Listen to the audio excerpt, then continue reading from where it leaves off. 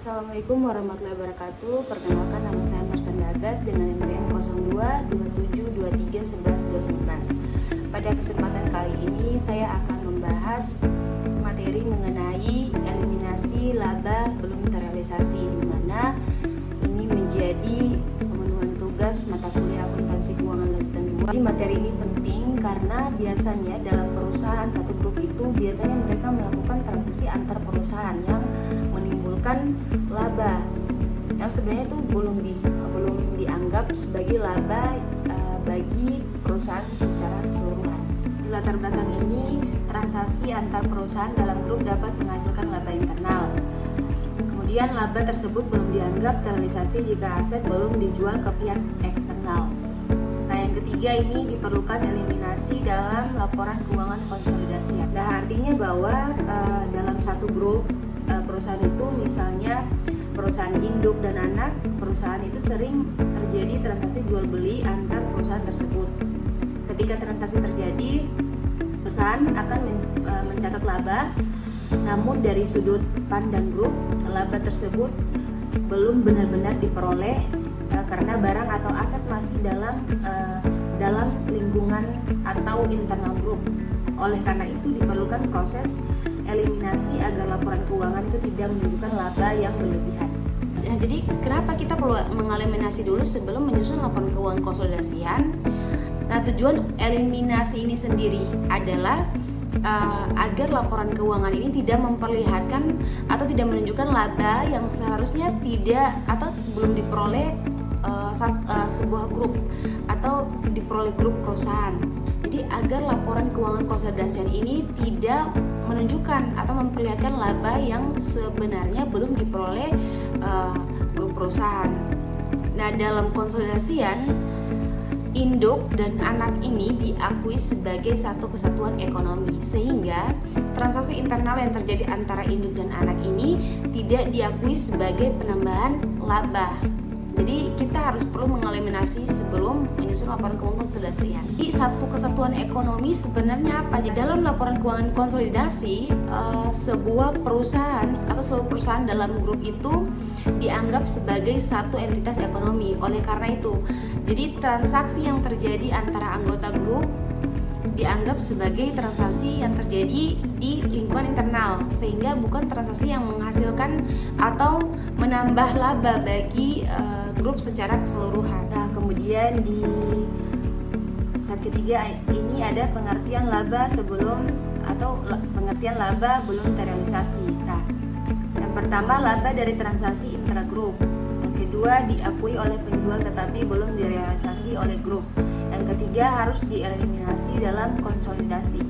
Nah, artinya bahwa pengertian laba belum terrealisasi ini adalah laba yang muncul dari transaksi antar perusahaan dalam satu grup, tetapi aset yang diperjualbelikan itu belum dijual kepada pihak luar atau pihak eksternal. Jadi secara individu laba sudah diakui, tetapi secara grup laba tersebut belum benar-benar terjadi. Karena itulah laba tersebut harus dihapus atau dieliminasi dalam laporan konsolidasi.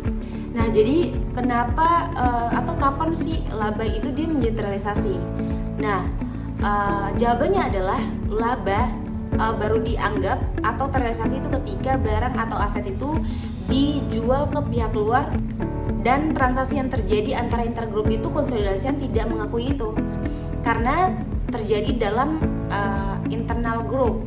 Nah, ketika barang atau aset itu dijual ke pihak luar, baru konsolidasian mengakui itu. Nah, di saat itulah laba baru dianggap atau terrealisasi pada saat barang atau aset itu dijual ke pihak eksternal. Nah, di sini ada dasar teori dan standar akuntansi, di mana ada 3, yaitu PSAK 110 laporan keuangan konsolidasian. Yang kedua, ada seluruh transaksi intragrup harus dieliminasi. Yang ketiga, laba rugi internal tidak boleh diakui pada tingkat grup. Nah, jadi artinya bahwa dasar pengaturan eliminasi laba sebelum atau laba belum terrealisasi ini terdapat pada atau dalam PSAK 110 tentang laporan keuangan konsolidasian.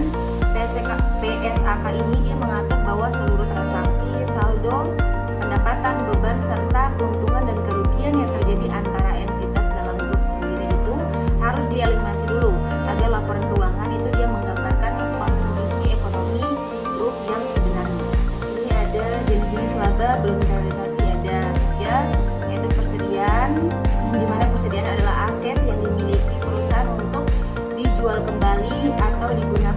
proses produksi dan kegiatan operasional perusahaan.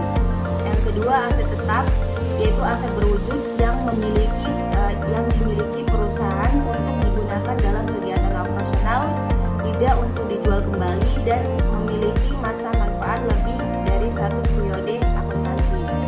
Nah, yang ketiga, aset lainnya, di mana aset selain persediaan dan aset tetap ini yang dimiliki perusahaan dan dapat memberikan manfaat ekonomi di masa depan. Nah, artinya bahwa laba belum terrealisasi ini dapat terjadi pada beberapa jenis transaksi. Yang pertama ada pada persediaan, yaitu ketika barang dijual antar perusahaan dalam grup dan pada akhir periode barang tersebut masih tersisa. Yang kedua, pada aset tetap, misalnya penjualan mesin atau kendaraan antar perusahaan dalam grup. Yang ketiga, pada aset lainnya seperti properti investasi atau aset tertentu yang dipindahkan antar perusahaan dalam grup. Nah, di sini ada contoh soal dalam persediaan, di mana contoh soal ini berbunyi harga jual sebesar 150 juta dan harga pokok sebesar 100 juta, kemudian laba 50 juta, 40% belum terjual, dan laba belum terrealisasi adalah 20 juta.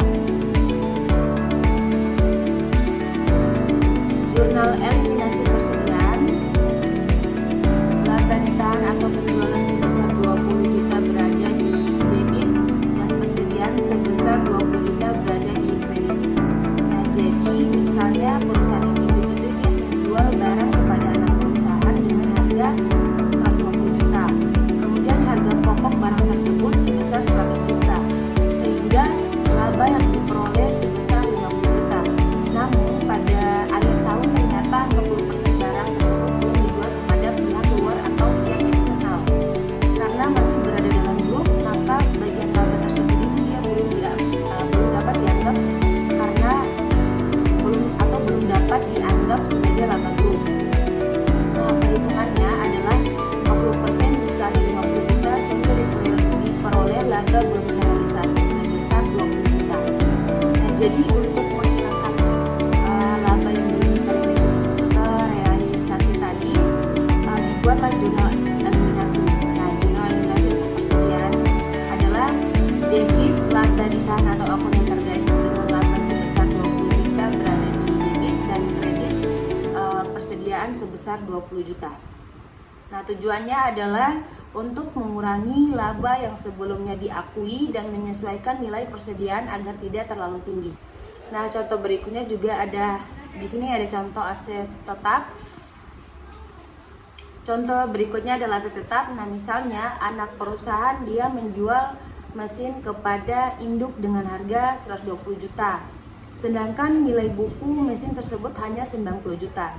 Nah, berarti terdapat laba penjualan sebesar 30 juta karena mesin masih digunakan dalam grup dan belum dijual kepada pihak luar. Maka laba 30 juta tersebut dianggap belum terrealisasi dan harus dieliminasi dulu.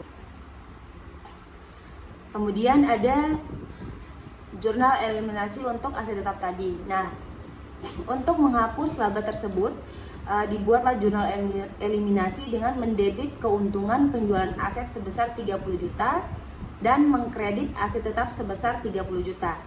Selain itu, biasanya perlu dilakukan penyesuaian terhadap penyusutan karena nilai aset yang digunakan setelah transaksi itu berbeda dengan nilai aset sebelum transaksi. Nah, di sini saya akan membahas dampak jika tidak dieliminasi. Nah, jika laba belum terrealisasi tidak dieliminasi, maka laporan keuangan konsolidasian itu dia menjadi tidak akurat. Nah, pertama, nilai aset akan terlihat lebih tinggi dari yang sebenarnya. Kemudian yang kedua, pastinya laba perusahaan grup juga menjadi terlalu besar. Akibatnya, penggunaan laporan keuangan itu dia dapat mengambil keputusan yang salah karena informasi yang disajikan juga tidak mencerminkan kondisi yang sesungguhnya atau yang benar-benar terjadi. Nah, berikut untuk manfaat eliminasi. Eliminasi laba belum terrealisasi ini dia memberikan beberapa manfaat. Yang pertama, laporan keuangan itu dia menjadi wajar. Nah, yang kedua, menghindari pengakuan laba ganda. Yang ketiga, pastinya memenuhi ketentuan seperti pada PSAK 110. Dan yang paling penting, informasi keuangan itu disajikan menjadi lebih dapat dipercaya. Di sini ada ilustrasi atau studi kasus singkat yang saya ambil. Pada contoh ini, perusahaan itu menjual barang dengan harga 200 juta dan harga pokok sebesar 160 juta sehingga laba sebesar 40 juta. Nah, jika pada akhir periode masih terdapat 25% persediaan yang belum dijual ke pihak luar atau pihak eksternal, maka laba yang belum terrealisasi adalah 25% itu dikalikan dengan 40 juta menjadi 10 juta. Artinya 10 juta itu tadi harus dieliminasi dalam laporan keuangan. Artinya bahwa 10 juta itu dia harus dieliminasi dulu sebelum menyusun laporan keuangan konsolidasian. Nah, untuk slide terakhir di sini ada kesimpulan dari semua materi yang saya jelaskan. Saya simpulkan bahwa laba belum terrealisasi ini dia muncul karena adanya transaksi dari pihak antar perusahaan dalam satu grup atau transaksi dalam internal group yang terjadi pada internal group.